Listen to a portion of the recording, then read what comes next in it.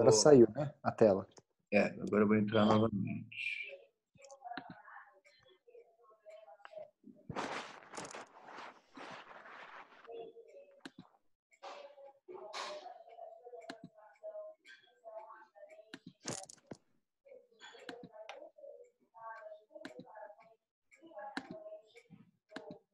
Agora entrou. Então, ele é uma Eu tô teoria. aparecendo para você? Oi? Eu tô aparecendo para você? Aparecendo, você conseguiu ver? Ah, tá bom. Não, eu não tô me vendo mais, mas tá tudo certo. Não, eu estou vendo você e estou me vendo também. Tá? Você está vendo a aula aqui? A aula eu tô e você também. Então tá aqui, Vascular Involvement in Diabetes Subjects with Ischemic Foot Ulcer, tá? Então o que eles fizeram o estudo, tá? O estudo de cada local tem a sua artéria responsável pela irrigação, tá? Existe um conceito que é o TASC. TASC é Transatlantic Society for Critical Ischemia, uma coisa assim, TASC. Ah, E essa é uma sociedade que, por conta de brigas entre eles acabaram se dissolvendo. Uma briga danada. Primeiro eles lançaram o Task 1, depois lançaram o Task 2. Então, só para você ter uma ideia dos conceitos. Espera só um pouquinho, espera aí.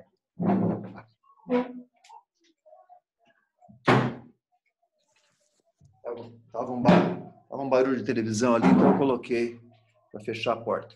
Então, se você observar aqui o task tipo A, ele é um task que é vamos dizer assim, o leve, tá? As alterações leves. Então, você tem aqui 1 e 2. Você tem estenoses simples, menores do que 10 centímetros em extensão. Pode ser aqui estenose na femoral superficial, tô vendo. tá? E pode também ter uma oclusão simples menor do que 5 centímetros. Uma oclusão aqui na femoral superficial, uma oclusão aqui na tibial posterior, entendeu?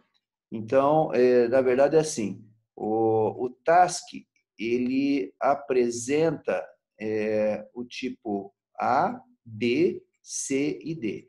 O D é o pior. O D é aquele que tem lesões, tanto que acometem multivasos. Ele acomete femoral comum, femoral superficial e artérias de perna, tá? Então, o que acontece? Esse consenso do TASC chegou à conclusão que você poderia operar todos os casos, tentar, né, tratar endovascular todos esses casos de TASC A, que são mais simples, o TASC B, que seria um pouquinho mais complicado, mas o C e o D, você já teria que fazer uma revascularização, que seria o melhor para o paciente. Só que isso acabou caindo por terra nos últimos anos, né? Porque o TASC, quando eles lançaram, coisa de mais de 10 anos atrás, eles fizeram uma revisão. Depois dessa revisão, que eles lançaram o TASC 2, foi que houve toda essa briga e que as pessoas acabaram não se entendendo muito. Por quê? Porque de 10 anos para cá, a indústria acabou desenvolvendo guias, catéteres, e que naquela época não tinha. Então, naquela época, quando você ia fazer uma recanalização de uma artéria femoral superficial que estivesse completamente obstruída, ocluída, necessariamente você acabava tendo que fazer através de uma técnica que a gente chama de subintimal, porque muitas vezes você não conseguia estar intralumen, que o pessoal chama de true lumen, né? E True.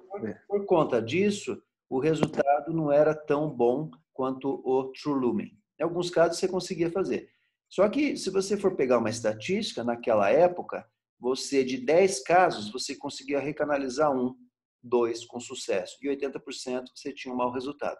Só que depois, ao longo dos anos, além do desenvolvimento desses novos materiais, houve uma identificação que, embora você tivesse tentado recanalizar, mas não tivesse conseguido, você não iria piorar o grau de isquemia do paciente. Então, eles chegaram à conclusão que valeria a pena você tentar. No pior das hipóteses, você ia deixar o paciente da mesma maneira que ele estava. Entendeu? Claro que sempre tem a corrente do contra, aquelas pessoas que dizem, pô, mas isso daí será, não sei o quê, melhor não, entendeu? Mas daí, ao longo do tempo, vários trabalhos foram publicados mostrando que a recanalização do TASC C e D era possível e deveria sempre ser tentada. Então, hoje, já não tem mais tanta importância esse TASC como um balizador do que você deve ou não tratar.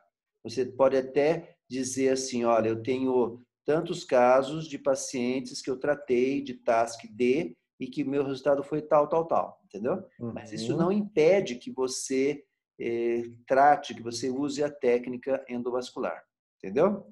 Dito isso, tá? Dito isso, esse aqui é um trabalho que mostra, né? A estatística de uma série de pacientes, tá? E que você vê que ele acaba colocando esses pacientes, na maioria deles, 64% no Rutherford 3, 4, 6 ou 7, tá? E daí ele mostra o quê? Ele mostra essas diferenças e ele chega à conclusão da perviedade, né? Da perviedade, tá? E você veja aqui nessa tabela a quantidade de artérias tratadas, né? Artéria femoral superficial poplite tibial, 27%, somente tibiais, 41%, enfim, ele fez um tratamento de várias artérias ao mesmo tempo, né? Tá? E mostrou uma patência, né? Uma brevidade, levando em consideração 121 casos tratados, tá? Chegando ao quê? Que tem uma brevidade aos 12 meses, de 65%, um pouquinho mais, tá? Bom, daí, o que acontece, né? Eles foram analisar, né? Bom, eles fizeram o quê? A comparação dos pacientes que foram tratados por bypass e angioplastia, tá? E a quantidade de pacientes que que tiveram as suas feridas ou as lesões cicatrizadas. É claro, no bypass você ainda tem muito mais, né, cicatrização do que na angioplastia, tá? Que é bem considerável. Cicatrização, o que isso quer dizer com isso? Se Bom você tem um resultado. paciente que você submeteu a um tratamento por conta de uma ferida, de uma isquemia, Tá. então é o healing, tá? O wound healing, certo? Isso aqui mostrando o quê? Lesões até 5 milímetros, de 5 a 20 milímetros e maior do que 20 milímetros, tá? Tá. A lesão da ferida, né? Entendeu? Entendi. Bom, mas o conceito que eu queria te falar não é esse. O conceito que eu queria te falar era do angiosoma, que é para poder você ter essa ideia e que vem adicionando naquela aula que nós fizemos de membros inferiores, né? Então, sabe-se o quê? Que existe, dependendo da localização da ferida, seja ela na perna medial ou lateral, ou mesmo pé, você tem o quê? O que eles chamam de angiosoma, ou seja, essas regiões, por exemplo, perna medial, né, que seria posterior, ela é irrigada pela artéria tibial posterior.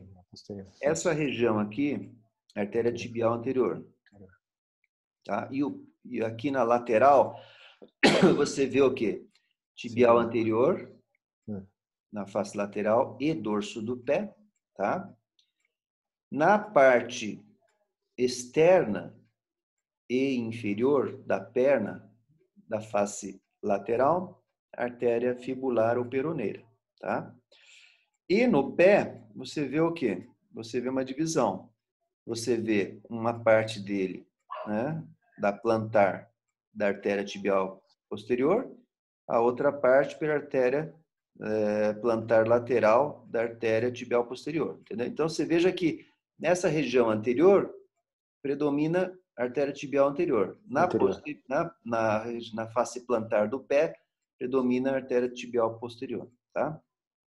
E é esse conceito que eu gostaria de deixar para você, que é importante a gente ter uma ideia. Tá. No entanto, veja como é que é interessante, né?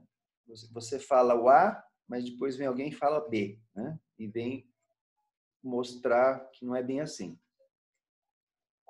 Recentemente, coisa de 2, 3 anos atrás, houve alguns autores que criticaram essa teoria de angiossomo, tá? Por quê? Eles disseram que não havia tanta diferença, porque como você tem circulação colateral, né? Então, se você, por exemplo, colocar como o target, né?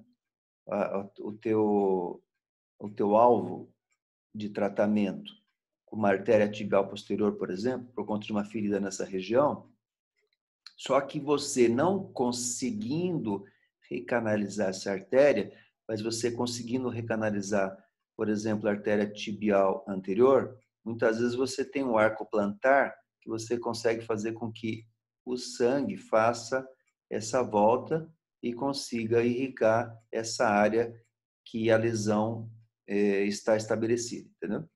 Então, isso depende muito também do arco plantar, tá? Mas esse é um conceito que eu gostaria de você ter por conta de conhecimento, tá? E é interessante também de raciocínio. Então, você veja bem, esse aqui é o hálux, né? Uma lesão do hálux. Se a gente voltar aqui, né?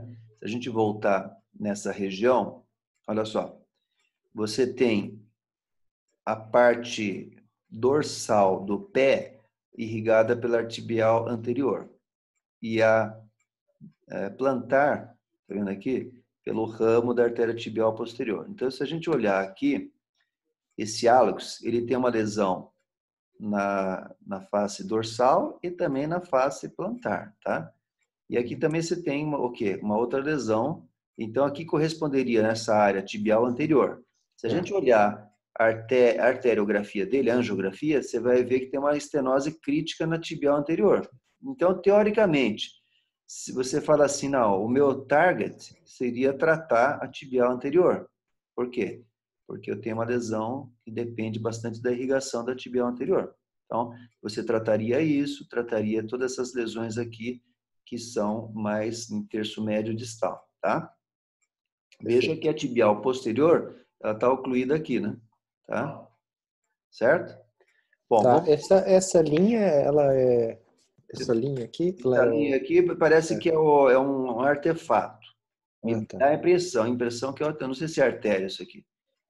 Ela Eu estou em dúvida se é tá artéria. muito reta para ser, É né? muito reto. Eu acho que Tá, é o bordo do osso, entendeu? entendi. Bom, então vamos para um outro caso aqui, ó. Aqui no calcanhar, né? Na face medial do calcanhar. Rio, né? Medial rio, tá? Então aqui, se a gente voltar para esse diagrama, a face medial do calcâneo, do tornozelo, né? Onde é? Da É aqui, posterior, tibial posterior, né? Então seria o ramo medial da tibial posterior. Então vamos lá. deve pegar um Tibial pouco de posterior. fibular aí. Vamos ver se a gente tem aqui, ó, artéria. Essa geografia não está muito Poplite. boa, mas a artéria poplítea, tibial anterior está pérvia, e aqui você não tem nem o tronco e nem a tibial posterior, concorda? Tá. Então, o target provavelmente seria nessa região. Mas olha só que interessante aqui, você também tem uma femoral superficial poplítea, né? Aqui já é poplítea, aqui tem uma obstrução, tá vendo aqui, ó? Tem uma obstrução. Então, será que se Nos dois você... pontos. dois pontos. Se você tratar aqui, tá?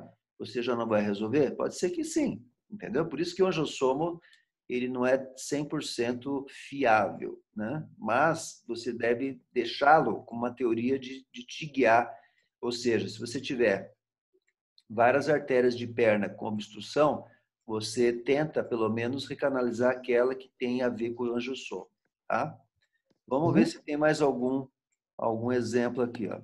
Tem aqui na região plantar lateral. Então, lembre-se, vamos voltar de novo. É bom a gente sempre voltar para a gente lembrar isso. Então, olha onde é que é. Lateral plantar. Seria ramo da artéria tibial posterior, concorda? Então, vamos lá.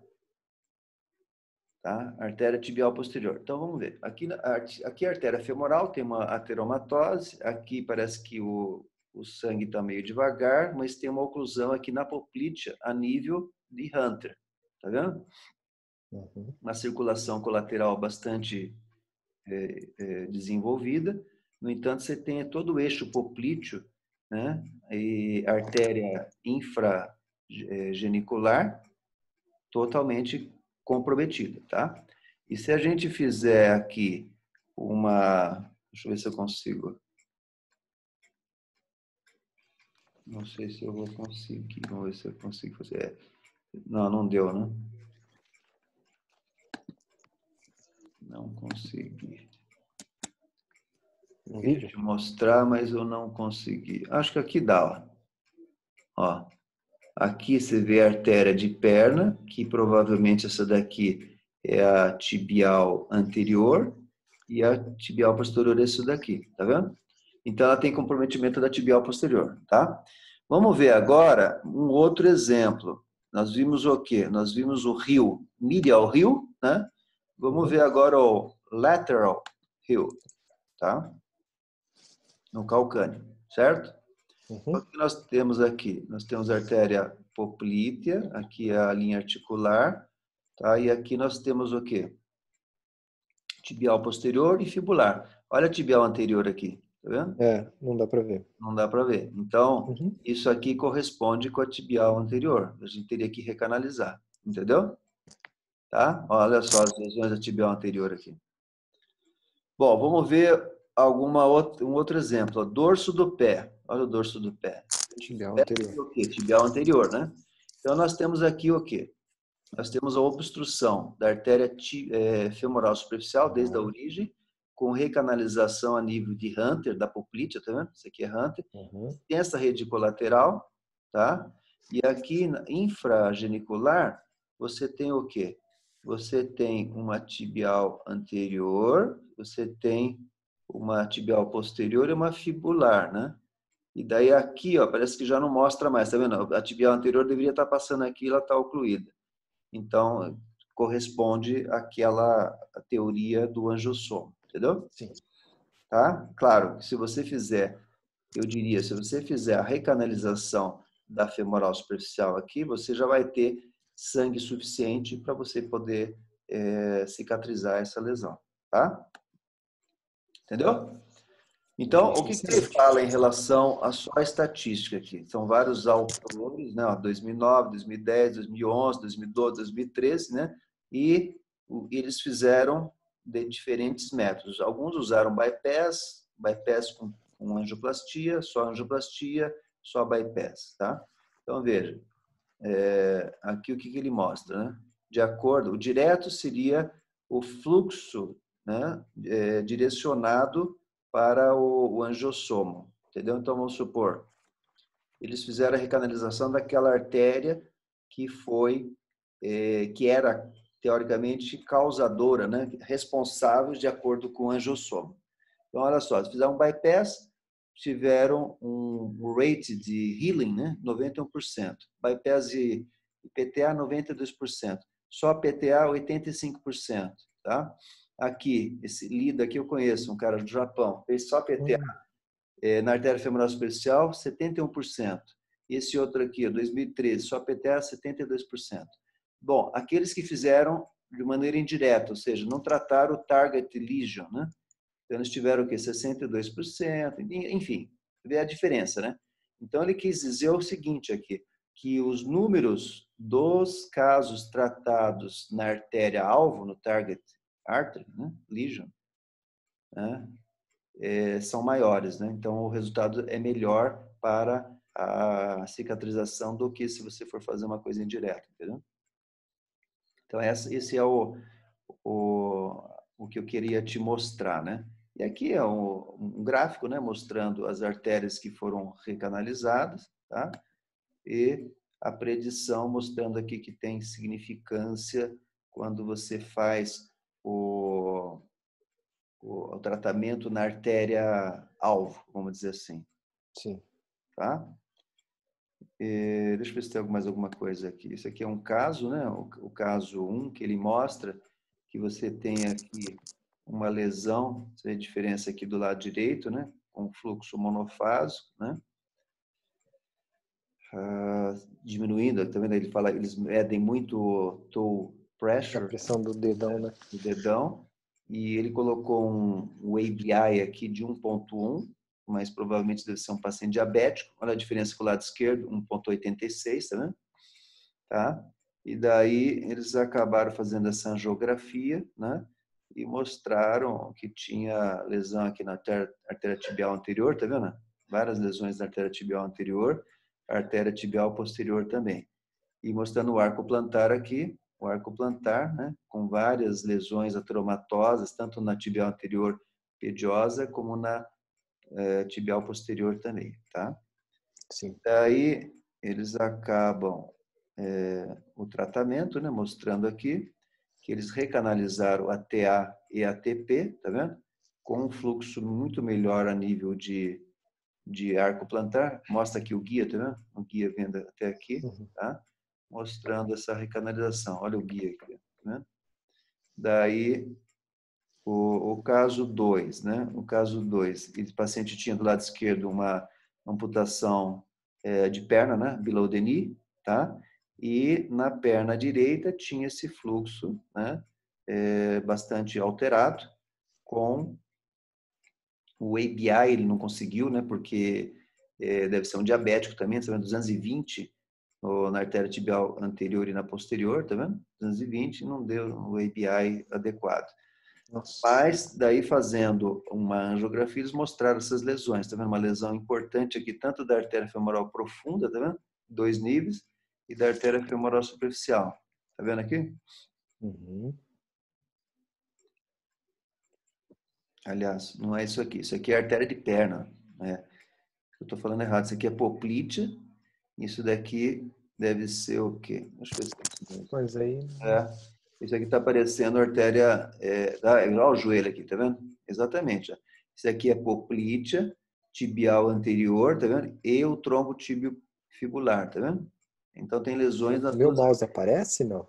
Oi? Meu mouse aparece? Eu mexo, não, né? O teu mouse não. O teu É. mouse não Ah, tá. tá.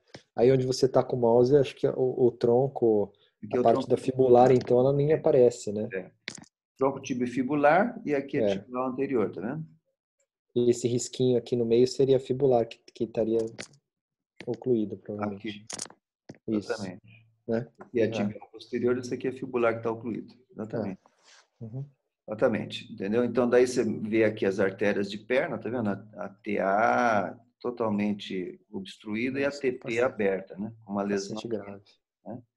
Bom, daí ele trata, né? Ele faz o tratamento, tá vendo? Aqui é o below the knee, ele consegue tratar, deixou um pouco de secada aqui, mas tratou, conseguiu corrigir e conseguiu abrir a TP e a TA. A fibular foi para o saco, né? Uhum. Então, melhorou bastante, olha só como é que ficou a circulação a nível de pé, né? Tá? O caso 3 você vê, olha a diferença aqui, né? O registro aqui no membro inferior direito, né? Quase que é um flat, né? E do esquerdo é um monofásico, tá? Aqui ele colocou mais de 200, né? Nessa região, 132 aqui. Então você vê que basicamente olha, ele coloca aqui calcified, tá vendo? Então, Uhum. calcified, provavelmente diabético também. Você não consegue fazer uma oclusão pelo manguito, consequentemente, ele é um ABI, né, um índice tornozelo-braço, que você não pode dar importância, tá? Então, a angiografia, tá? A angiografia, isso aqui é femoral, você vê a entrada do introdutor, você vê oclusão da femoral superficial, isso aqui é profunda, e isso aqui é a nível de joelho, é o joelho aqui. Isso aqui seria a poplítea, a tibial anterior está pérvia, e aqui você tem um tronco ocluído, seria aqui a fibular e a tibial posterior. E a nível de perna, também bastante ateromatose, né? Então, daí ele veio, provavelmente ele deve ter, não mostra aqui, mas ele deve ter tratado essas lesões, né? A lesão da tibial, da femoral superficial, e depois, posteriormente, pelo menos essa daqui, né? Para poder dar um aumento de fluxo, entendeu? Daí o que ele fala, só para a gente finalizar, né? As limitações dessa teoria do angiosoma, tá? Os pacientes que têm critical limb ischemia, né? Que é a isquemia do membro inferior crítica, são heterogêneos, né? Os pacientes. Por quê? Porque tem lesões multissetoriais. Então, tem lesão de femoral superficial, poplite, artérias de perna, né? Você não tem, através desse angiossoma, como quantificar a quantidade de colaterais, de artérias colaterais que esse indivíduo tem. Se você poderia até conseguir fazer essa quantificação se a artéria não for calcificada. Se for calcificada, você não vai ter um ABI de importância. O ultrassom Doppler poderia dar indiretamente uma noção. Se você tem a nível de artérias distais uma certa um registro com uma velocidade de pico sistólico alto, significa que você tem uma colateralização bastante aceitável. Se for baixo, você já vai entender que não, né? Tá? E o que ele fala, né? Que a maioria dos estudos foi feito de maneira retrospectiva nessa época, né? E por conta disso fica difícil você tomar a decisão do tratamento, entendeu?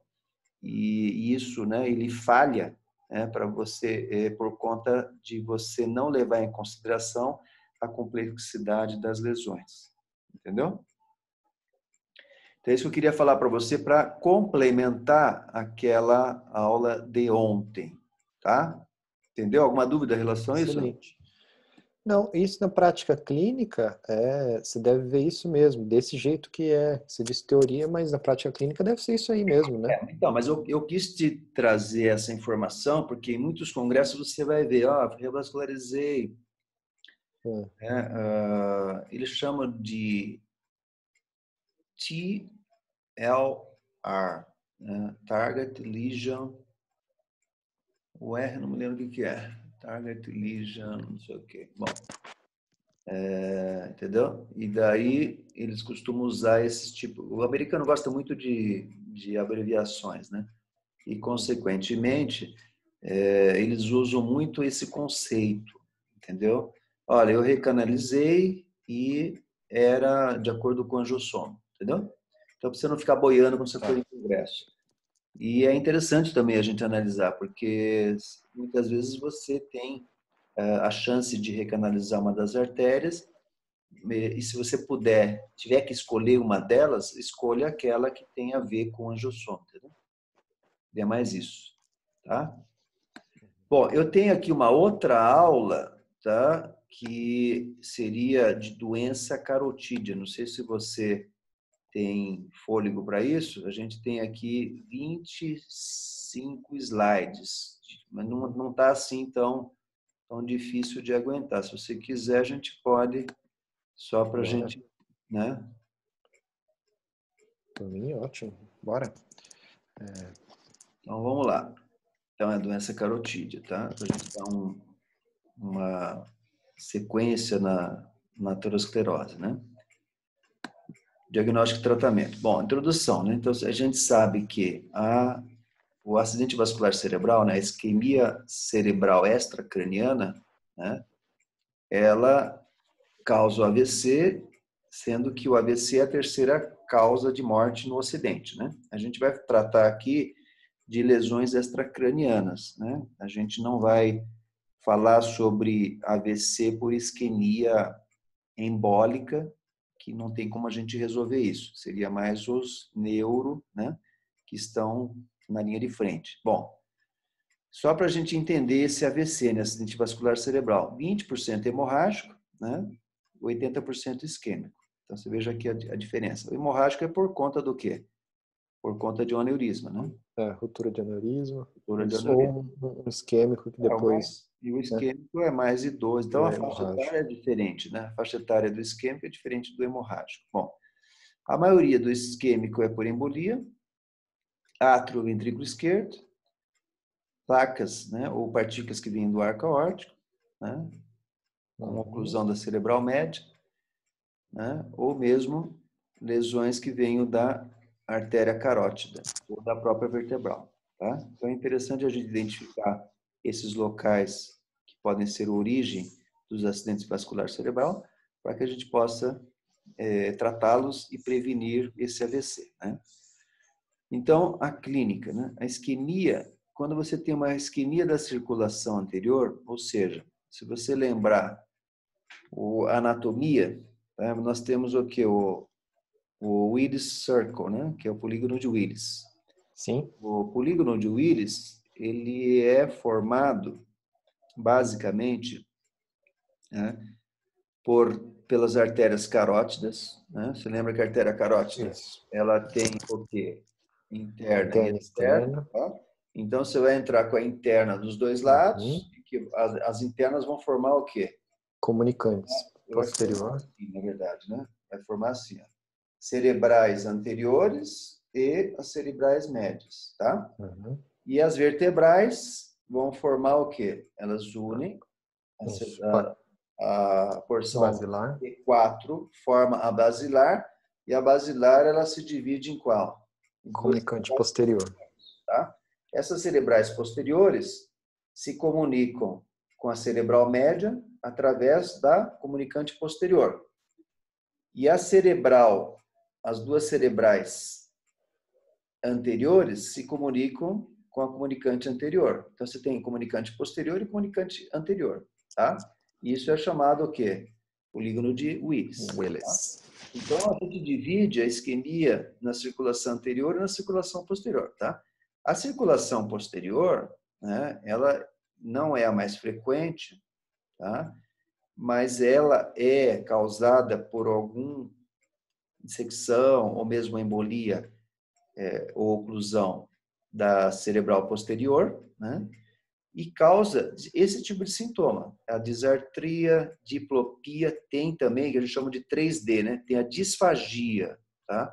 Disartria, diplopia, a disfagia, ela pode dar uma hemenopsia homônima, ataxia e cegueira bilateral. Tá? Por que eu coloquei cegueira bilateral aqui na posterior? Porque como ela vai acometer o quê? O lobo occipital, lembra da parte neuronal, né? Ele é responsável, né? Quando você tem uma isquemia naquela região, você tem aquela da decussação, né? E, consequentemente, você vai ter uma cegueira bilateral. Quando você tem uma isquemia da circulação anterior, os sintomas visuais geralmente são monoculares, né? Ou seja, amaurose fugaz. Por quê? Porque a primeira artéria, o primeiro ramo da artéria carótida interna, que seria lá para cima, qual que é? Externa, né? Carótida externa. Não, É o occipital. interna, não estou falando da externa. Interna. Interna. Eu me lembro que ela vai fazer a cerebral média. Antes eu não Cerebral sei. anterior e cerebral média, né? Mas ela tem um ramo lá em cima, que é intracraniano, que é a artéria oftálmica. Tá. Vou Entendeu? anotar aqui. Artéria oftálmica, tá? Então, a artéria oftálmica, ela é aquela artéria que, a maioria das vezes, você tem aquelas pequenas embolizações. Por isso que você tem o quê? A amaurose fugaz, que é um dos sintomas muito frequentes. A pessoa fala assim, doutor, fiquei com o meu olho direito, ficou meio cego, e depois ele voltou.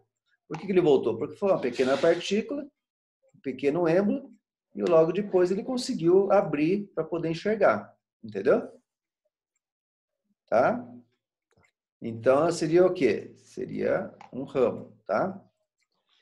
Bom, qual que é a diferença de sintomas? Você veja, ela vai ter o quê? Um déficit hemimotor e hemissensitivo. Então, se você tiver uma oclusão da artéria cerebral média, o que você vai ter? Você vai ter o quê?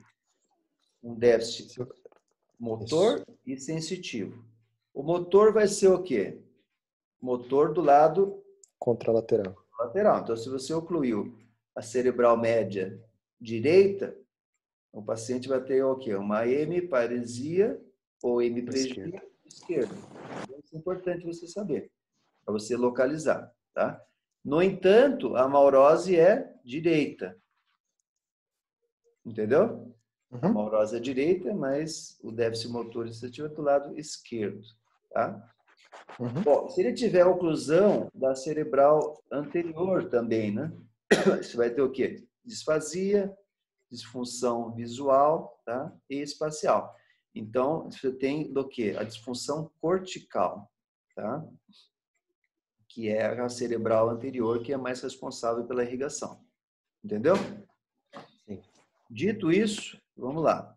Só para você entender o que a gente estava falando, né? Tem esse diagramazinho que mostra o território vértebro basilar, ataxia, olha, diplopia, hemenopsia homônima, tá?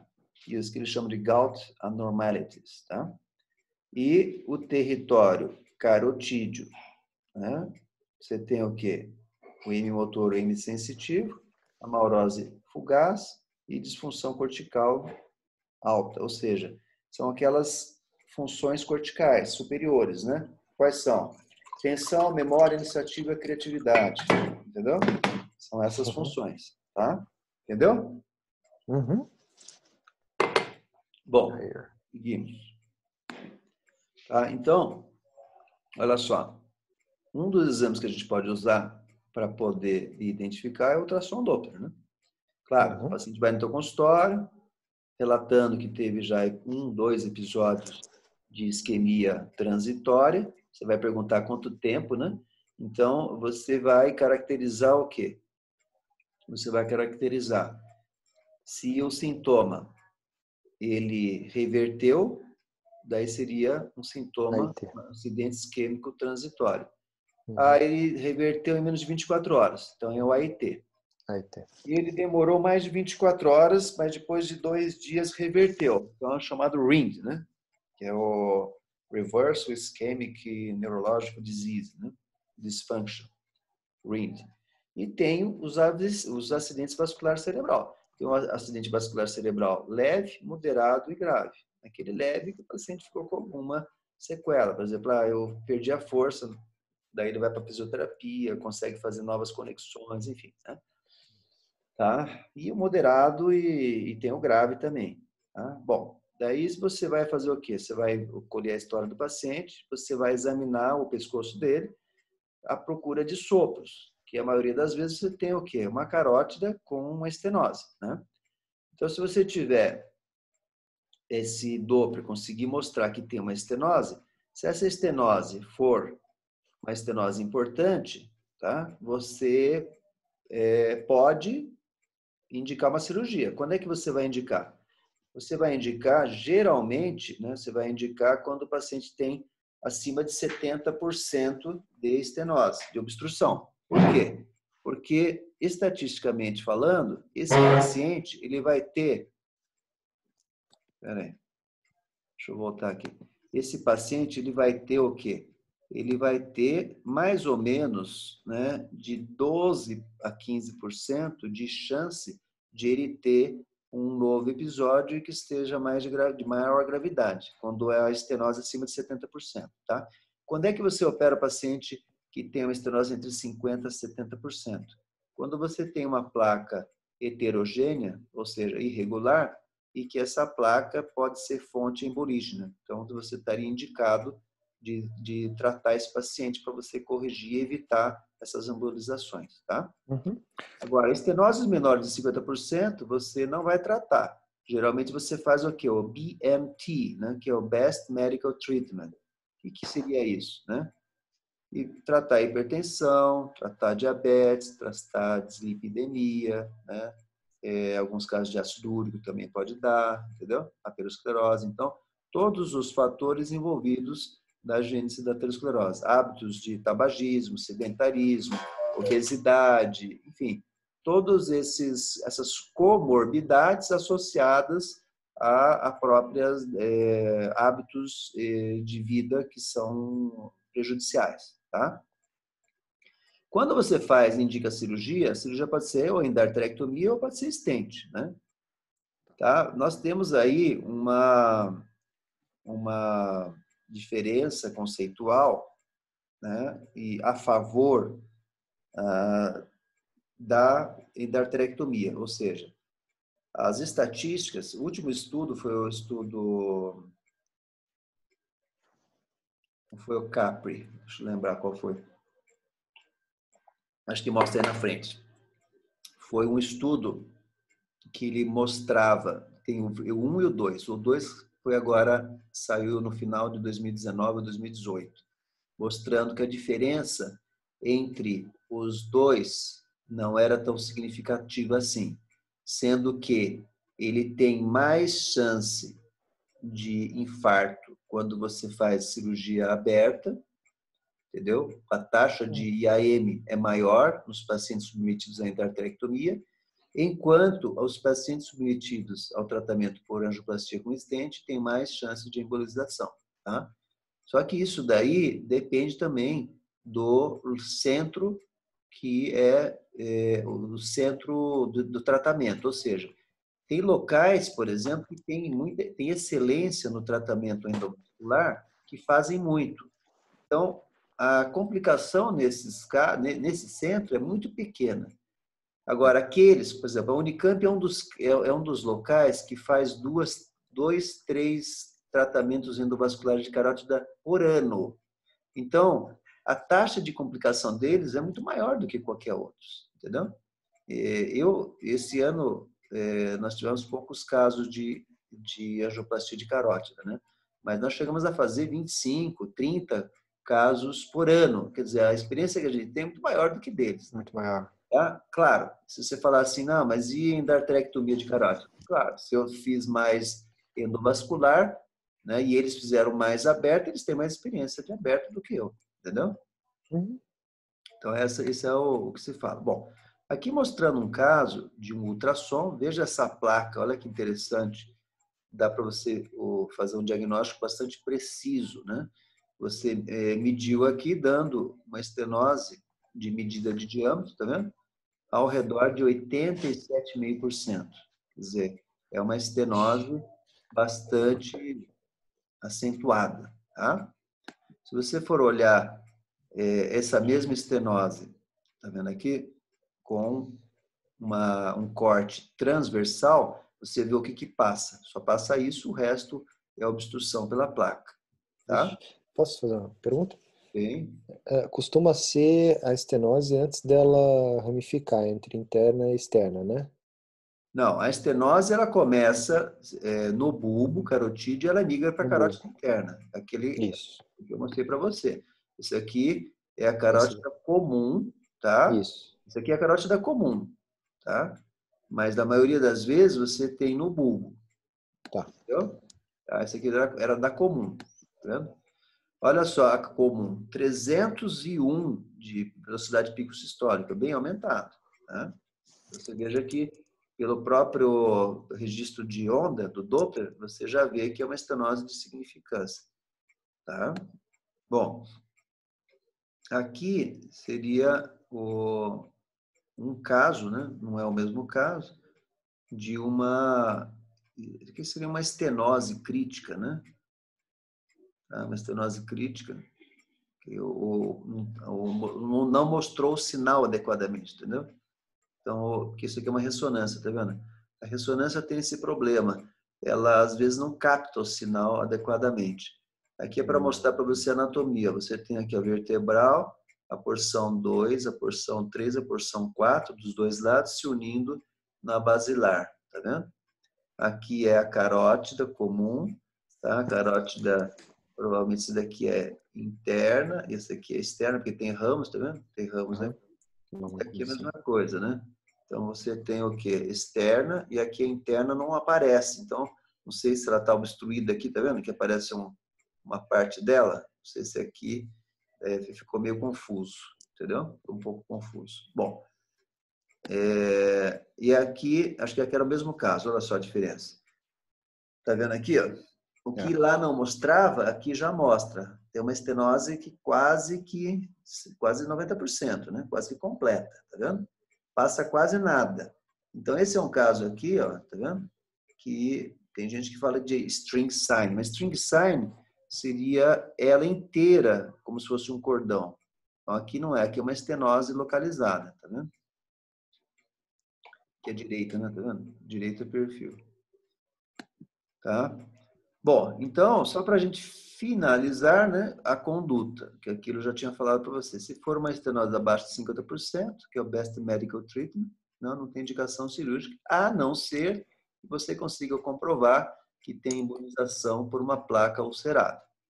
Tá? Aqui, entre 50% e 70%, você tem benefício moderado para a cirurgia. Se você comprovar também que tem placa, que é fonte de embolização naquele local, o benefício já é bem acentuado, né? aqui entre 70% a 99% alto benefício para cirurgia. Eu coloco cirurgia aqui, tanto faz a angioplastia como endarterectomia, tá? E aqui a oclusão, 100% de oclusão, não tem benefício de tratamento, tá? O que é o tratamento, o BMT, né? Tratamento clínico, tá? Então, ele usa o quê? O hábito, né? Você vai tratar o hábito do tabagista, né? Tratar a dislipidemia, o diabetes, a hipertensão arterial, vai usar antiagregantes plaquetários, fazer com que o paciente diminua a obesidade e o sedentarismo, né? Com exercício físico. E o cirúrgico, a endarterectomia ou a angioplastia com stent, tá? Então, aqui é um diagrama que mostra como que você faz uma endarterectomia. Aqui é com uso de shunt, tá? Existe um shunt chamado Prut-Nahara, que ele é bem assim. Ele é um shunt que ele tem um balãozinho dos dois lados. Um deles você coloca a nível de carótida comum e outro a nível de carótida interna. Então, quando você vai operar, você tem o sangue circulando. Então, você não vai ter isquemia, tá? E isso aqui é bem americano, né? Porque o americano eles fazem quase que 100% com shunt e quase que 100% com remendo, com patch, tá? Com remendo. O remendo pode ser de PTFE, pode ser de Dacron e pode ser de via safena, tá? Mas você pode fazer Dacron. Dacron, safena ou Isso, PTFE, PTFE. tá? E isso antigamente se usava a veia umbilical, né? Que era tratada com glutaraldeído. Hoje em dia acho que não deve ter mais isso. Talvez até tenha, faz tempo que eu não vejo. Esse daqui era aquele tratamento, né? Como é que é? Esse daqui que você me emprestou. Ah, sim, sim. Exatamente. Eles fazem tipo isso daí, né? Exatamente. Bom, daí eles fazem aqui o monitoramento. Você vê, o americano faz o monitoramento, né? Eles usam o Doppler transcraniano, né? Fazem a pressão do stamp, né? Eles fazem a pressão, chamam back stamp pressure, né? Tem alguns centros que usam eletroencefalograma também, tá? Para ver se o cara vai fazer isquemia ou não, tá? E tem uma grande discussão a respeito disso, se deve ou não shuntar. Tem gente que shunta 100%, tem gente que coloca o shunt stand-by, só usa quando precisa, que é o meu caso, e tem gente que nunca usa shunt, tá?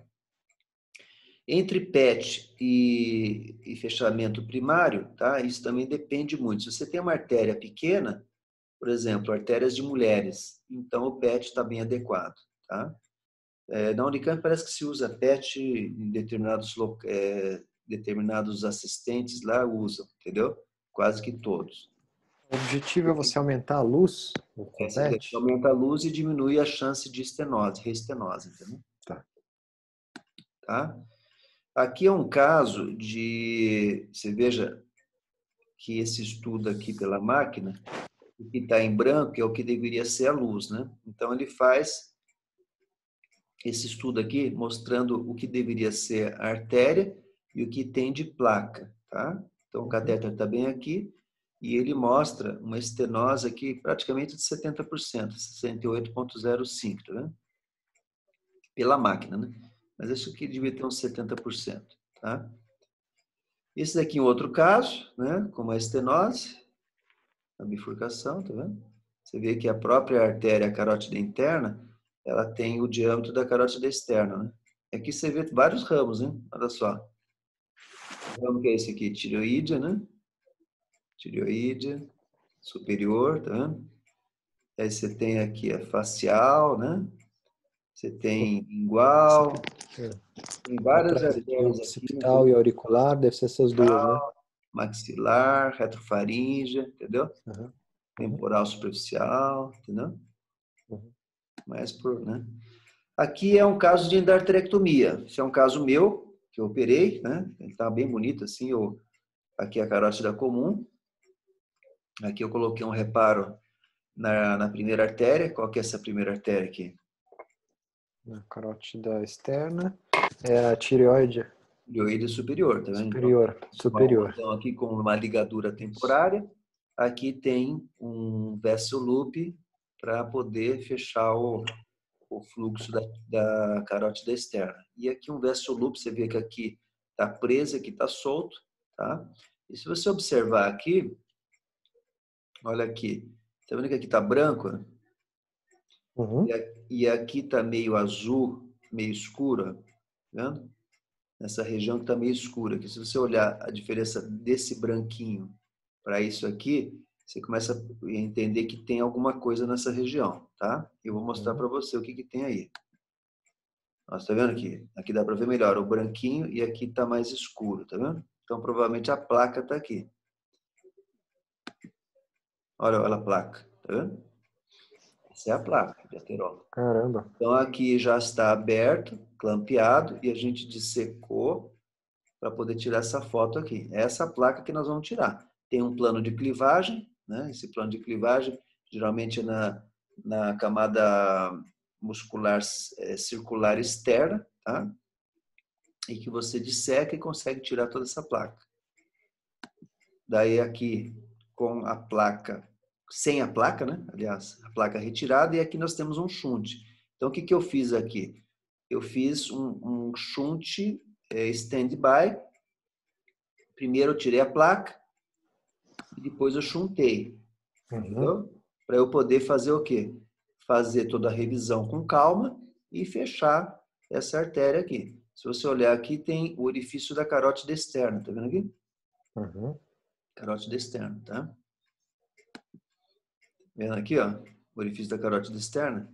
Você vê que isso aqui é bem ampliado, né? E dá para ver bem a borda da artéria, do outro lado também, entendeu? E daí você, aqui depois do fechamento, tá vendo? Essa aqui é a sutura, aqui sangrava um pouquinho, mas depois parou. E aqui nós temos o quê? A carótida externa, com o primeiro ramo. Aqui tem um ramo do alça do nervo, né? E aqui nós temos o quê? Veia jugular interna. E geralmente o vago está passando por aqui, ó. Eu acho que esse daqui que é o vago, esse branquinho aqui. O Prolene 6 zeros? Prolene 7 zeros aqui. 7 zeros. Aqui mostrando um ramo, mostrando outro ramo, tá? A alça do hipoglosso aqui, tá vendo? Ela vai vir para cá, tá vendo aqui, ó? Sim. Bom, complicações, AVC ou morte, ao redor de 5%. Na endarterectomia, você tem lesão de nervo cervical, né? Essa taxa de AVC ou morte aqui, ela é já um pouco antiga. Hoje em dia se coloca entre 1 a 3%, um pouquinho menor, tá? É. A lesão do nervo cervical de 5 a 10%, você tem o quê? O 9, o 10 e o 11, né? Que pode resultar em disfagia, rouquidão ou desvio da língua, tá? Pode ter reestenose e infecção, tá? Então, você lembra desses? Então, você tem o hipoglosso, o glossofaríngeo e o nervo vago, tá? O nervo vago é o 10, 10. o glosso e o glossofaríngeo, tá? Certo? Nervo craniano. Certo. Entendeu? A doença, ela pode ser não aterosclerótica, né? Pode ter também que tratar um aneurisma local, uma dissecção ou um tumor. Existe um tumor chamado quemodectoma, né? O tumor do corpo carotídeo, né? Quemodectoma, o corpo carotídeo, que ele acaba no corpo carotídeo que fica na bifurcação, ele acaba aumentando e, consequentemente, ele pode, em uma porcentagem pequena, mas pode malignizar, mas a pior das coisas, ele pode dar maurose também, né? Você tem outro tipo de doença, displasia fibromuscular, né? E a arterite de Takayama, entendeu? Então, são essas arterites aqui que muitas vezes são mais difíceis de você tratar, porque o tipo da patologia é diferente. A maioria das vezes você tem a isquemia devido à aterosclerose, tá? Aqui mostrando um aneurisma, né? Provavelmente por um trauma. Aqui acho que o B, ele quer mostrar como se fosse o tumor do glomus, né? No glomus, pegando nessa região. E o C seria um flap, né? Uma dissecção, tá? Então é isso, né? Para você ter uma ideia, um pouquinho da doença aterosclerótica, tá? E a partir disso daí a gente vai progredindo um pouquinho mais. Certo? Muito bom. Dúvidas? Nada, mais coisa para a gente estudar, para eu estudar agora. Ótimo. Tá, então vamos conversando e vamos ver se a gente